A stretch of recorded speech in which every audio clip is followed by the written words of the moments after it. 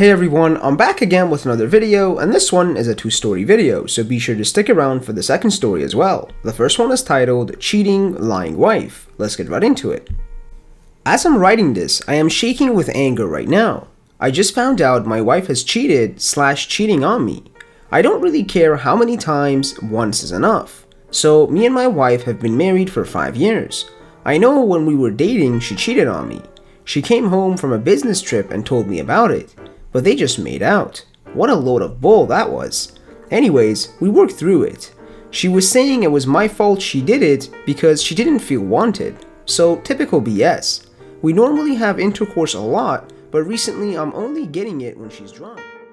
Also, when she has had a bad day, or she's sad, she goes and meets him. Or she picks a dumb fight with me and leaves. I would always get very nice pictures of her to me, but I haven't gotten those since the beginning of the lockdown. She has been hanging out with a mutual friend of ours a lot over the past couple of years. This last year it's been more, and I'm not really invited. It started with them just going out for lunch, and that turned into staying over at his place. We talked about it, and she reassured me that they're just friends. Feed me some more lines to believe. The other night she stayed over at his place. She came home the next day and was just how it normally is when she's back. Comes in, kisses me, and says she missed me. I needed some aspirin later that night and remember she had some in her purse. I found a vibrator in there. Not one that I knew she had. We use a lot of toys in the bedroom and normally she tells me what she's getting and wants to use it immediately. But no mention of it. It's one that can be controlled from an app. So I started thinking about other times. I found another one in a purse after she stayed another time. And I know it was by the bed before she left. Said she put it there because she was going to her family cottage first and wanted to get off. She would normally tell me when they were going to hang out, but she has been hiding a lot of their meetings and I'm finding out now. She started to kind of slip up and tell me without realizing it and then stumble for an excuse. Saying, oh, he just stopped by or he was in the neighborhood. She's starting to go in ghost mode on Snap when she's with him. Found out they had lunch at our house yesterday while I was at work. I'm not saying lunch is a crime or hanging out is bad, but it's the hiding I hate. And she knows it because my mom had an affair on my dad for 2 years before she split. So I'm not proud of what I did, but I snooped on her phone. I was planning on talking to her in the morning and telling her what I did. Just wanted to ease my mind, I guess.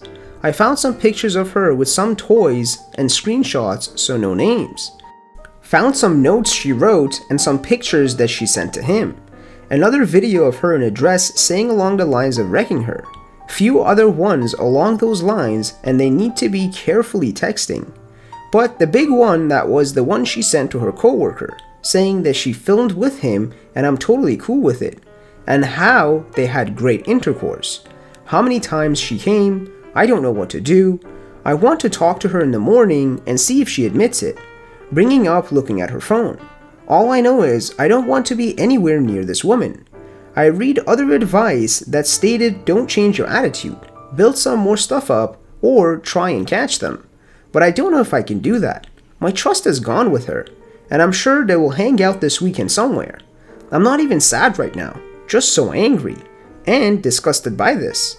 She told her coworker that we have an open marriage and I can screw whoever I want. I never agreed to that. I told her I would feel uncomfortable doing that and coming home, something she doesn't seem to have an issue with. I'm looking for advice. My gut has been warning me about them for a while, but I finally listened to it. So now it tells me to ask her in the morning, and if she doesn't admit, then tell her what I know. Just had to get this off my chest as well. And the first comment says, if you live in a no-fault state, just divorce her. Evidence changes nothing at all. And the OP replied, I live in Michigan. Don't know if that means anything. And the commenter replies, Michigan has no-fault divorce. Although you don't have to prove fault to get a divorce. A spouse's behavior during the marriage can impact the outcomes of your divorce. The judge can consider fault in making decisions about spousal support, alimony, and dividing property from a Michigan legal help site. And the OP replied, okay, thanks for that. I was just looking that up. And another commenter says, That means definitely get any evidence you can. Document when she leaves and comes back. Take pictures of the vibrators in her bag. And the next story is titled, Success Story. I caught my ex-wife having an affair after 2 months of marriage, found out she was pregnant after separation, now 2 years later. Please be sure to like the video if you haven't done so already. Let's get right into it. Sounds like a good version of a white trash karaoke or what? It's been almost 2 years since this happened. A little backstory. We got married in November of 2018 and I found out about her affair with a co-worker in January. We were together for close to 2 years prior to the marriage, and we had split apart and filed for dissolution of marriage, and she called me a few weeks later to tell me she was pregnant. What a mess, right? Some Maury show type of S. Then, after, she surprises me with divorce papers and tries to take additional money from me. I started my relationship with her with around $30,000 and no debt, and by the time I hired a lawyer, the cost of the wedding, house we bought, the rings, the honeymoon, renovations, etc., I left the divorce with $945 in my bank account. After a DNA test that I had to wait 9 months for, I found out that I was the father. I accepted a new job. I work in medicine. The child is now a little over a year old and they're my world. I had to wait an entire year for overnights with them. It was torture, but worth it. My ex and I's relationship is amicable and we do get along extremely well. We also co-parent together extremely well thus far. I've saved more money than I ever have, and some of it is invested in an online business I started that is doing super well. I also found the sweetest girl I could ever imagine. Our relationship is everything I dreamed I could have had in my marriage. She gets along with my ex and treats me better than I could have ever imagined and loves my child. I've had several relationships in my adult life and nothing compared to the one I'm in now. Although trusting wasn't the easiest with the amount of emotional trauma and betrayal I had, a lot of that subsided after time. We're approaching a year together and I couldn't be happier. I just accepted a new position making close to $85 an hour. In the marriage time, I was making about $30 an hour. I evaluate my business being worth around $70,000 to $100,000 itself. I only do it for fun. I would be a liar if I told you I wasn't depressed. I would be a liar if I told you I didn't think my life was over. I would be a liar if I told you I wasn't scared. However, if I've learned anything, it's that everything happens for a reason. I'm living proof that there is a rainbow at the end of the storm. When one door closes, another door opens. And the first comment says, did she try to reconcile after DNA test results? Did she get additional money? How on earth did she even try to screw you more? And the OP replied, no, she knew that I was done with her. There really wasn't a possibility of reconciliation. She had incurred over $40,000 of debt, over $15,000 in credit card debt, and the rest being student loans and car debt that I didn't know about that had to be disclosed in the court agreement. She tried to get me to pay half of it, which again, I had no idea about. My lawyer laughed. The judge said, not a chance. The epitome of vindictive, despite me not really doing anything, especially given the circumstances. It really is surreal to read it back on paper and really hard to fathom, but it happened and is 10,000% true.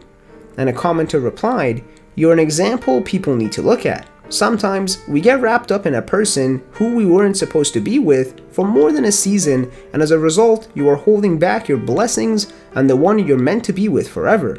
And the OP replied, it hasn't always been rainbows and butterflies, believe me.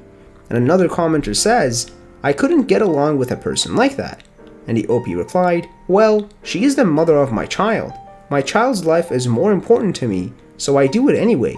A lot of pride swallowing, but hey, success is the best revenge. And the next comment says, wow, you sound like an amazing father to be able to do that. Is she at least sorry for what she did and her behavior during the divorce today? And the OP replied, she isn't the least bit remorseful. No, she told me I was absent and didn't pay enough attention to her. Again, we weren't home from her honeymoon for maybe 2 weeks before she met him. That's hard to believe she truly felt that way, but we never really did have true closure, for lack of a better word. She accepts no culpability for her actions. She never once apologized, but she rationalized the affair by doing just that. They would talk poorly of me, which made her feel justified for her actions. She's a reborn again Christian all over social media, portraying herself as a devoted Christian. Some people have a rapt sense of reality, and they wrap their delusions with an irrational thought process. She's a good mother though, she really is. She tries hard and she loves our children too. And a commenter replied, narcissism. And another commenter says, okay, me and you might have a different opinion on what is a success story, but then again, as long as you and your kid are happy, that's what matters. I would stay as far away from your ex as possible when your kid gets old enough. And the OP replies, the success in that regard is that we're able to get along and focus on the upbringing of the child we inadvertently brought into the world. We continue to pour only love into this child, despite difficult and seemingly insurmountable circumstances. It could be a lot worse, you know? Thank you guys for watching. Please make sure you like the video and subscribe, and don't forget to hit the bell so you don't miss any of our future videos, and be sure to comment below what other subreddits you want me to cover.